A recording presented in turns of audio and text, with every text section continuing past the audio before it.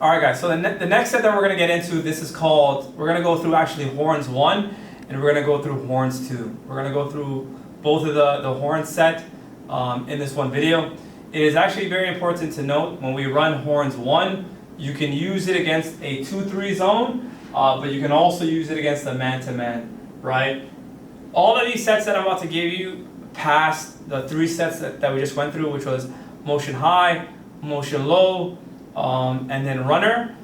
Essentially, all of these sets are an extra cherry on top, right? You can add all of them. You can add a couple, right, depending on how much your team advances throughout the season, right? But I love to try to have all my sets in, depending on, of course, what grade the team is. And the reason why is because it just allows your team to be a little bit more dynamic, right? If you're coaching the elementary group, you may or may not probably get into the horn sets. It just depends on where your group is at. But definitely for the grade 6, grade 7, grade 8, we want to try to get into the rest of these sets because it makes the team a lot more dynamic and it prepares you for all types of situations, right? So we're going to go through horns 1. So horns 1, this is the setup. You want to have your best ball handler just below the half court line, essentially. Right, and you want to zoom in for me? Perfect. All right, so you want to have your best ball handler just below the half court line, right? And then you want to have your 2 teammates who are your bigs. You want your 2 bigs right in these positions. They're going to be setting screens right here. So you guys imagine, let's say there's 2 defenders here. Let's say there's 2 defenders, right? Again, for the 2-3 zone as we talked about. Or let's just say there's 1 defender. Because let's say they're playing man-to-man, right? Let's assume they're playing man-to-man, and then you got a defender here, you got another defender there, okay? So, let's say, well actually, let's put the defenders, okay? So, the cool thing is, whoever this guard is, they always, whichever, if they're going left, they gotta fake like they're going right, then go left. If they're going right, they gotta fake like they're going left, then they wanna go right, okay? But the most important thing is that they're going downhill, right? We want a really dynamic playmaker in this position who most importantly can score. They have to be able to score to be in this position. Not only 2, they have to be able to make the right read, right?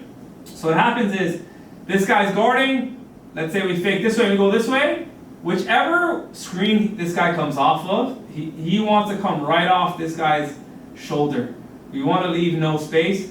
Of course, coming off screens, it depends how they decide to play this. Right, but let's just say this guy's in a drop position, right here.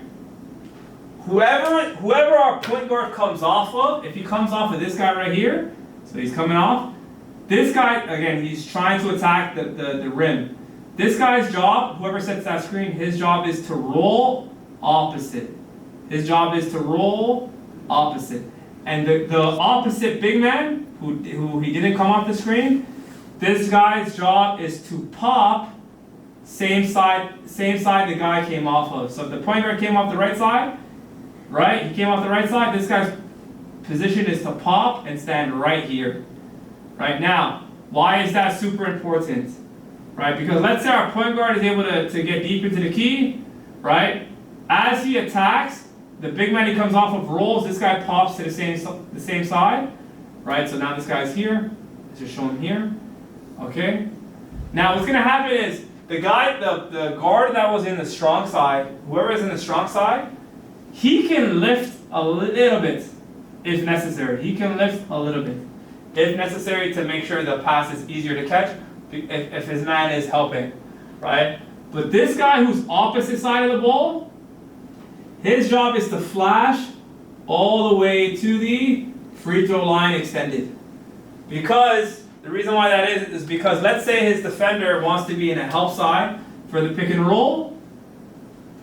This distance is a longer distance than this distance here. Right? So we want to make it difficult for the defense. Right now, why is that really cool? Because every single set that you guys do, look at the position. Point guard is coming here, big man's rolling opposite. Let's say this guy came up to this position here. Right? Now what happens is, let's say this guard decides to kick the basketball. He decides to kick it here. Okay? What are we in? He kicks it here. I want this point guard continuing through to the opposite side. And then now, once he goes through to the opposite side, this guy's job is to fill the slot, which I've shown you guys free throw line extended. If we were to draw the slots like this, is if you were to draw a vertical line from the elbow, right? This guy fills this spot. This guy who is just free throw line extended, he's gonna rotate to this slot here, right here. And then this point guard is gonna take this spot right here.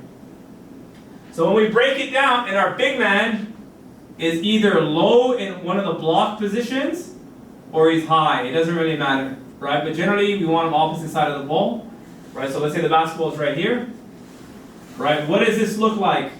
It looks like motion low. So the most important thing, you can zoom out, Praveen, right? The most important thing, guys, in every single set, every offensive set, even at the highest level, it doesn't matter what offensive set you run, it's always going to break down into a motion. In our case, that's why the fundamentals are so important, right? Because now this can break down very easily. This can break down very easily, guys, into motion low. So let's say we don't get a bucket immediately off that set. That's okay, right? That's okay. We're right into motion low, or we can run motion. We're right into motion high, right? We kicked it out, and then we just play, right? You can kick it, right? Down screen, we play off of that. This guy can go into a handoff, into a pick and roll. They play off of that, and it's just continuous offense. So that is horns 1, and then now I'm gonna take a second to show you guys horns 2. So we're gonna get into horns 2, guys. Again, the most important thing is when you're running a horn set, it's really effective against the man-to-man, but it also can be effective against a 2-3 zone, right? The cool thing with horns 2, right? A lot of times, even in horns 1, we'll have 2 bigs in these positions, right? But the really cool thing is, for horns 2, what you want to do is you want to have a very dynamic guard as well, who can also play make and put pressure on the rim as one of these big positions, right? One of these big positions. You want a dynamic guard. Why? Because when we do this set, what's going to happen is this, and you can actually use this in late game situations. What happens is this guard's only job is to try to engage whoever this defender is, force him to guard by just attacking him. These guys, they got to be effective at being able to seal their man with their hand towards the basketball, right? Because if they do it sideways, that's going to get picked. They got to know how to seal. You got to teach them how to seal. And what's going to happen is, if our guard passes it to the other guard, he's always cutting opposite. He's always cutting opposite like this, and in whichever way so he's coming off of a pick and roll. I actually explained that poorly. Okay, so if he passes it to the guard has the basketball, he's coming off of his teammate's screen, and then guess what? Voila, we might have an easy layup right here. Okay, if we don't get that, this guard is going to continue through. Again, whatever side he passes it to, if he passes it to the guard, this guy's going to come up, right? Because you're going to see exactly why. He's going to come up, the guy who's the same side as the guard, and then this guy's he cuts through, and then he just continues all the way through, and then he becomes the new corner guy, right? So now, we got 2 guys right here posted. As that is happening, this big man is going to set a screen on this guy's on his teammate's defender, just like this. Then we have an easy 2-man game. Our guard comes off of this downhill. This guy, again, he can lift just a little bit because he's on the same side. Our big man is rolling here, opposite side block, right? And because our guard is coming this way, the guy that's opposite of the basketball, he's basically trailing like this all the way. So he's going to be trailing till he gets to the slot.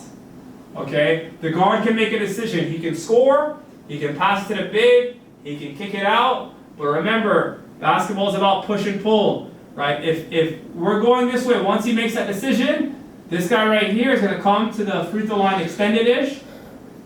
Once he does his kick, and then he's going to fill out, and then what are we in all over again? We're in 4 out. So this guy's going to rotate. He's going to rotate here. Now these guys are going to come up to the wing. They're going to come up to the wing. and then we just basically break down back into motion. And then what happens is this, just I don't want to complicate it, I'm just going to reset it. So that's how it looks when you swing it directly to the guard. But a lot of times you can actually just swing it to the big, and it's the same exact thing. Okay? Right? So let's say this guy decides to swing it to the big man. So we have here, we have our guard here, right here. Guard. This guy's also a guard. Let's say he kicks it to the big man. He's going to come off opposite, off of this guy's screen. He has this. If he doesn't have it, a quick correction. Whichever side the guard is for motion 2, we're always going to flash to that side. So if our guard is on this side, we're going to flash to that side because we want to create space on the side that we know he's going to go. So I'm going to come up, if we give it to the big man, so that we kicked it here, I'm going to come off of this thing right here looking for an easy layup. If it's not there, clear out. This guy's going to come up to the free throw line extended. Right, this guy has cleared. He's now here in the corner. Now this big man, he has a simple job. He's just going to pass the basketball to his guard, and then he's going to set a screen on the defender. Let's say the defender's here, and then you do pick and roll same way. He comes off of this guy rolls opposite, and then of course this guy, he can lift. He started in the corner, he's able to lift. So that is horns 2, if you want to zoom out. That is horns 2. Really, really good for if you have really, really dynamic guards who can create, who are really good at getting into the house, getting into the key, making decisions, and it depends on your team. If you heavily rely on that player to be able to make decisions for your team, it's one of the best sets, especially if that player is a good decision maker, right? So, and it's also amazing for late game situations. Horns 2, if you have like 10 seconds on the clock, late game situations, and you need a bucket, put the ball in your best player's hands, and then you want to potentially put your best player right here. You can also position them just above the free throw line, right? Someone has to get the basketball to him, and then we play off with him just like that. So that, guys, is horns 1 and horns 2. Again, you use it against a man-to-man, which is what we call 11, or you can use it as against a 2-3. Very effective sets.